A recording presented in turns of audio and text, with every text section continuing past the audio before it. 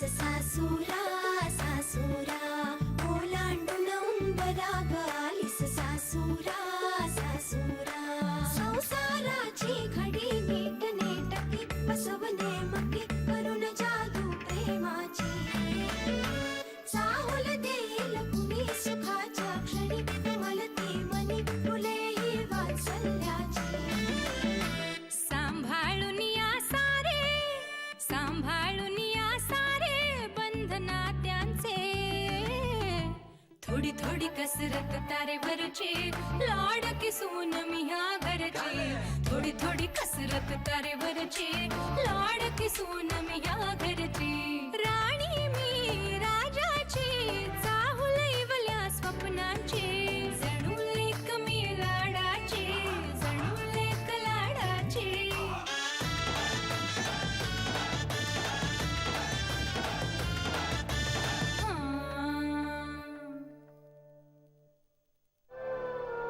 भाभी, तू येशील ना नक्की परत?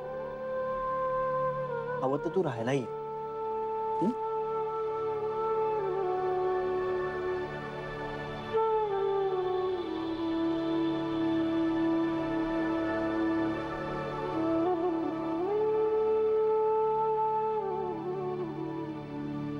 चला.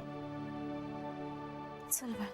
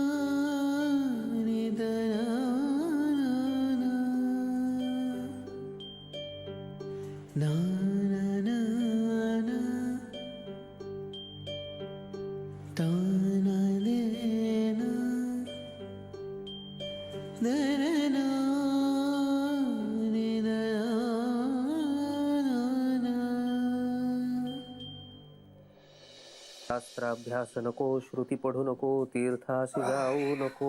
यो अरे पिंट्या अगदी वेळेवर आलास. राजा पळ आधी पटकन हातपाय धुवून घे आणि देवाला नमस्कार कर. तपेती नको, काळाचे भय मानसी नको, दुष्टास शंकू नको. ज्याची स्मरणे पतीत तरती तो शंभू सोडू नको. आणि देवाला सांग मला आई सारखी लख बुद्धी दे. मनापासून नमस्कार कर रे, उपचार म्हणून करू नकोस.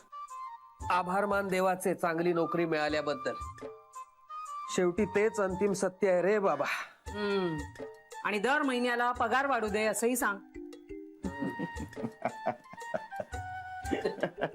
काय आई तू म्हणजे ना कमालच. बरं बाबा, आमचे किशोर सर आहेत ना खूप चांगले आहेत हो. आज स्वतःहून चौकशी करत होते, म्हणजे कुठे राहतोस, घरी कोण कोण आहे सगळं विचारत होते. मी पण सगळं सांगितलं. सांगितलंस का गोखल्यांचे व्याही आहेत म्हणून? मुद्दाम नाही सांगितलं बाबा. म्हणजे आपलं मोठ्या लोकांशी नातं आहे असं सांगितल्यानंतर ना उगाच नजरच बदलते आपल्याकडे बघण्याची. नातं असून आणि ते सांगून त्याचा काही उपयोग आहे का? एक दमडीचा फायदा नाही कधी झाला त्याचा. आई म्हणून सांगितलं असं नाहीये. मी सांगितलं नाही कारण मला माझी स्वतःची स्वतंत्र ओळख निर्माण करायची. बाबांच्या पायाचं ऑपरेशन करायचं. झाली का पुन्हा तुमची सुरुवात? ऑपरेशन वगैरे काही नको रे बाबा. पण बाबा का? अरे का म्हणजे तुझ्या ताईने काय कमी वाद घातलाय का माझ्याशी या विषयावरून? पण नको नको मला ऑपरेशन. अरे लग्न होऊन परक्याच्या घरी गेलेली मुलगी, तिच्याकडून पैसे घेऊन ऑपरेशन करायचं म्हणजे पायाचा त्रास कमी होईल रे, पण मानसिक त्रासाचं काय? कायमचं ओझं होऊन बसेल ते माझ्यावर. काही नको ऑपरेशन वगैरे. पण तिला काही फरक पडणार आहे का 2-5 लाखांनी? बाबा पण तोच पैसा जर मी कमवला तर? माझ्या कष्टाने, तर ऑपरेशन कराल ना? बाबा ताईकडनं नकोच घेऊयात पैसे आपण, तुमचा तो मुद्दा पटलाय मला. पण बाबा मी देखील तुमचा मुलगा आहे ना. हे बघा बाबा, आतापर्यंत तुम्ही तुमची सगळी कर्तव्य केली, आता माझी वेळ आहे. मला माझी कर्तव्य पार पाडू द्या.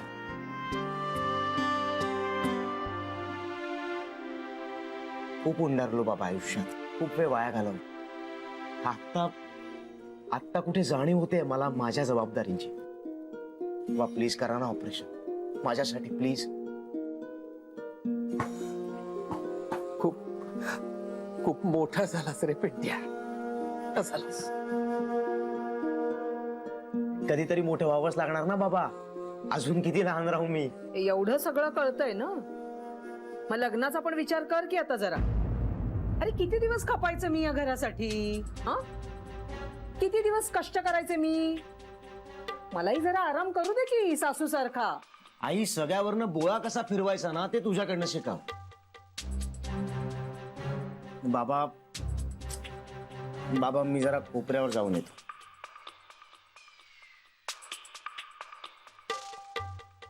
अगं बाई, आता मी काय हो कशावरनं बोळा फिरवला?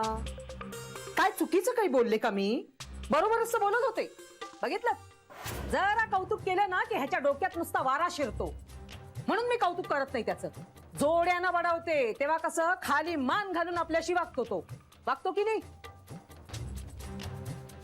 गेलाय तो बाहेर, कशाला बोलतेस आता? तुम्ही माझी सारखी मुस्कटदाबी करताना म्हणून तुम्हाला सांगतेय मी. मुलांना जरा ढील दिली ना की असं करतात मुलं, म्हणून आपण त्यांच्यावर वचक ठेवलाच पाहिजे. कळलं ना? पण तुम्हाला काय वाटतं, मुलांचं काही चुकतच नाही, चुकतं ते फक्त माझंच चुकतं. पण मी तुम्हाला सांगून ठेवते, मी पिंट्याला हाताबाहेर जाऊ देणार नाही. जबाबदारी आलीये म्हणतो ना, हा कळलीये म्हणतो ना. मला कुठे दिसत कशी नाही ती? ऑपरेशनच्या गोष्टी करतोय, हे करेन म्हणतोय, ते करेन म्हणतोय.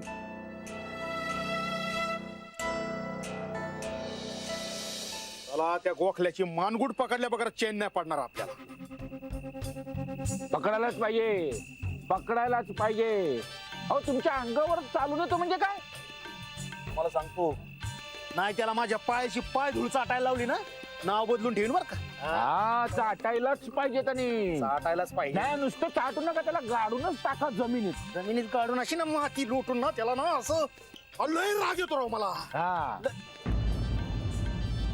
तुमच्या पैकी विलास माने कोण आहे? हा हा, बस काय विलासराव, काय अनिल राव, बघा मीच विलास माने. बोला, काय काम आहे? चला विलास माने पोलीस स्टेशनला चला. नाव बदलण्यात आपण नंतर बघूया. चला. पोलीस स्टेशनला? अहो पण काय झालं, काय चुकलं, कशासाठी घेऊन जातात ते तर सांगा. सगळं सांगतो, चला पोलीस स्टेशनला. साहेब, गरीबाला जाऊ द्या ना उगाच. हे साहेब, गरीबाला जाऊ द्या ना उगाच. हो, निघायचं. आणि तू रे चल.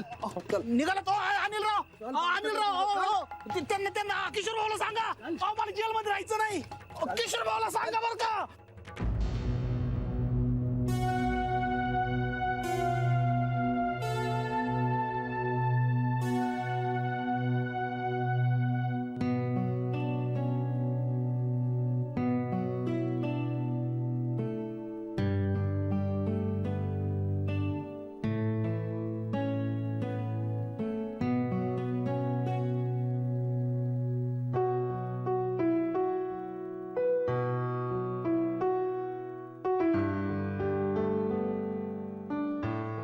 काय गंमत असते ना आपल्या मनाची.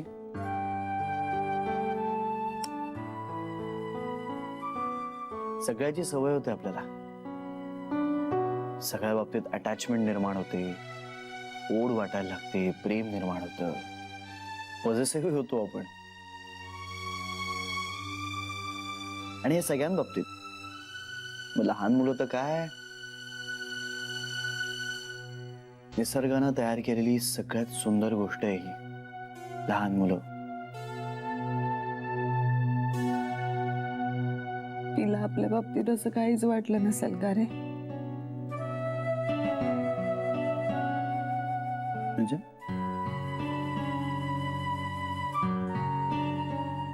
श्री आपल्या मायेत कुठे कमतरता राहून गेली का रे? मी कमी पडले का? नाही असं काही नाही जान्हवी, असं का म्हणतेस? तिचे आई बाबा आले आणि ती त्यांच्याबरोबर निघून गेली. हेच होणार होतं, हेच व्हावं असं आपल्याला वाटतही होतं की नाही? वाटत होतं रे श्री, पण निश्चित वाटत होतं.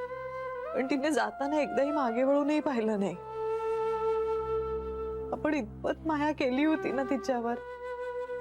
मला वाटलं होतं ती एकदा तरी मागे वळून बघेल, पण तिने नाही पाहिलं, ती निघून गेली. कमी पडलो का रे आपण? मी कमी पडले असेल का रे? जान्हवी असं काहीही नाहीये. लहान मुलं ते, आई बाबांपलीकडे तिला कुठलंही जग नाहीये. आता ती आई बाबांना भेटली ना म्हटल्यानंतर ती सगळ्यांना विसरली बघ. अगं हीच तर ताकद आहे नात्याची. जगात कुणीही काहीही केलं ना तरी आई बाबांची जागा कोणीही घेऊ शकत नाही. जान्हवी अगं, ओवी अशी अचानक निघून गेली ना घरातून, आणि आपल्या मनाची तयारीच झाली नव्हती, त्यामुळे तुला जास्त त्रास होतोय.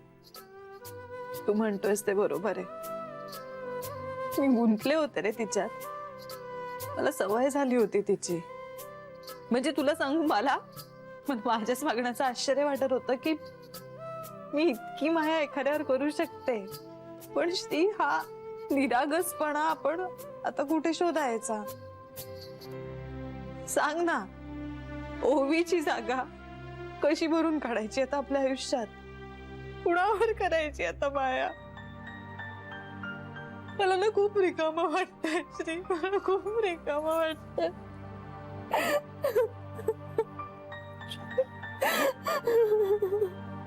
शांत. अगदी अचानकच झालं नाही सगळं. हो ना, कल्पनाच नव्हती आपल्याला. आधी माहित असतं ना तर बुटीक मध्येच गेले नसते, घरीच थांबले असते. मीही तसंच केलं असतं. ओवी बरोबर जरा थोडा वेळ खेळायला मिळालं असतं ना. अलीकडे ना आणि कोण कुणाचा जीव रमवतंय हेच कळेनासं झालं होतं. ती आपला की आपण तिचा, ह्यांना सुद्धा खूप लढा लागला होता. रमायचे तिच्या बरोबर, जीव अडकत चालला होता हो तिच्यात. श्री सुद्धा किती वेगळं वागायला लागला होता. किती गोड वागायचा ओवीशी, जणू काय त्याची स्वतःचीच मुलगी होती. तर आई सांगत होत्या, दुसऱ्याचं मूल आहे, जास्त जीव गुंतवू नका म्हणून. पण वहिनी, असं ठरवून नाही ना वेगळं वागता येत. आता लहान मूल म्हटलं की मलाही नसतं जमलं तिच्यापासून दूर राहणं. मलाही नसतं जमलं. आणि आपण ना कुणी काही वेगळे कष्ट नव्हते घेतले ती इथे यावी म्हणून. अगदी नशिबात आल्यासारखी अलगद आली आपणहून. मग असं स्वतःला तिच्यापासून लांब कसं ठेवायचं? आपल्याला नसतं जमलं बाई असं अंतर राखून वागणं. हो ना, ओवी आली, आपल्याकडे रमली आणि आपल्या पावलांनी गेली सुद्धा आपल्या जगात. एव्हाना आपल्याला विसरूनही गेली असेल नाही? असं नको म्हणूस ग ताई. निदान झोपताना तरी तिला नक्की आपली आठवण येईलच. मी शिवलेले फ्रॉक घालताना आठवण येईल वहिनी, नक्की तिला आपली आठवण येईल. येईल हो इंदुवहिनी, खरंच येईल. आणि ती इथे असताना तिला तिच्या आई वडिलांची आठवण येत असेल. आता ती तिथे तर तिला आपली आठवण येत असेल. किती उलथापालथ ना एवढ्याशा आयुष्यात. तिला तिचे आई बाबा परत मिळाले हे खूपच उत्तम झालं. पण आपण किती दिवस असं दुसऱ्याची पोर आपली आठवण काढेल यात समाधान मानायचं? आपल्या हातात काय आहे बेबी वंस? नशिबाने जे काही 2-4 आनंदाचे क्षण मिळतील ते घ्यायचे. हातात काही नसलं तरी आपण इच्छा तर व्यक्त करू शकतो. वास्तू नक्की कधीतरी तथास्तू म्हणते. काय म्हणायचंय तुला बेबी? वहिनी, आता आपल्या घरात आपल्या हक्काचं बाळ यायलाच हवं. हो, बेबी वंस म्हणतात ते बरोबर आहे. आपलं हक्काचं असं कुणीतरी हवं. आता आपल्या नातवंडाला खेळवूया आपण, दुसऱ्याच्या नको. जीव फार अडकतो ग. हो ना, नंतर खूपच चुटपुट लागते. ज्याला आपल्यापासून कुणीही दूर नेणार नाही असं आपलं एक बाळ हवं, आपल्या घरातलं. हो, आता विघ्नेश्वरांनी लवकरात लवकर श्री जान्हवीच्या पदरात छानसं बाळ द्यायला हवं नाही.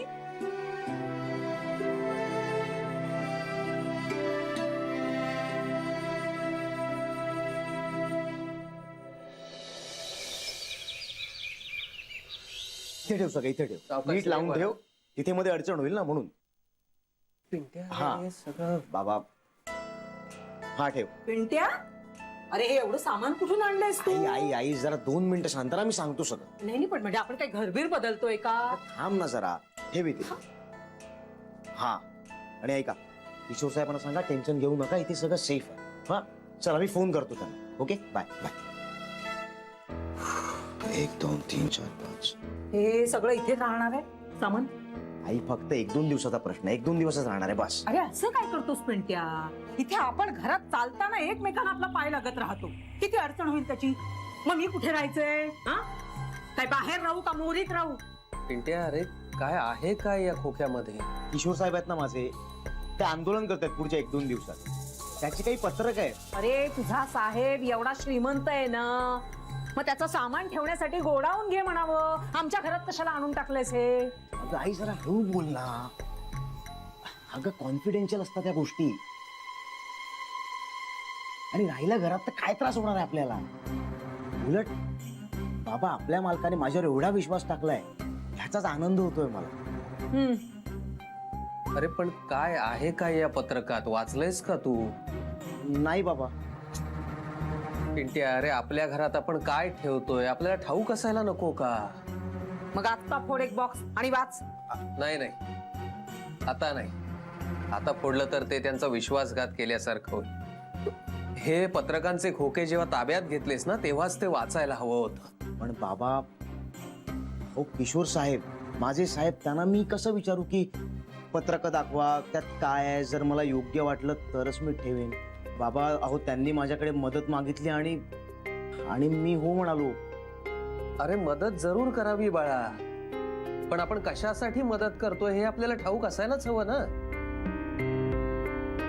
आपल्या घरामध्ये काही वस्तू ठेवायला दिल्या आहेत, त्या वस्तू कशासाठी वापरण्यात येणार आहे हे आपल्याला ठाऊक असायला नको का? हो बाबा, किशोर साहेब काहीतरी चांगलंच काम करत असणार. अहो समाजासाठी खूप करतात ते. आता पुढच्या इलेक्शनला आमदारकीला उभे राहत आहेत ते. मागच्याच इलेक्शनला हरलेत ना ते. हो बाबा, म्हणून तर बघा ना यावर्षी खूप जोरात तयारी करतायत. पिंट्या, मला वाटतं तू त्यांची विचारसरणी नीट समजून घ्यावीस. एखाद्या माणसाची विचारसरणी समजून घेतल्याशिवाय त्याच्यावर आंधळा विश्वास टाकणं हे चुकीचं आहे बाळा. बाबा कळेल. कसं कसं कळेल? साधा आपल्या घरात काय आणून ठेवलंय हे पण तुला माहिती नाहीये.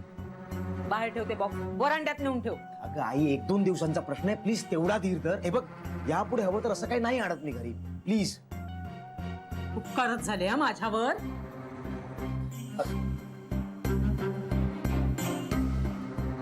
बाबा मी जरा साहेबांना फोन करून येतो.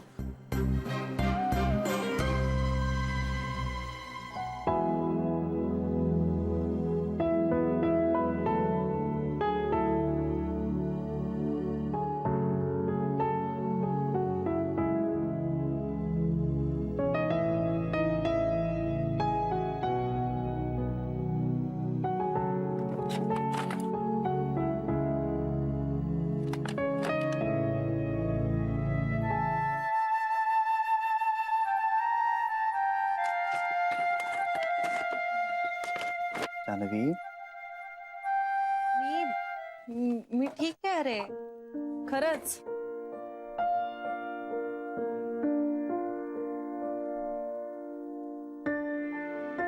जरा बघ स्वतःकडे, बघ आरशात.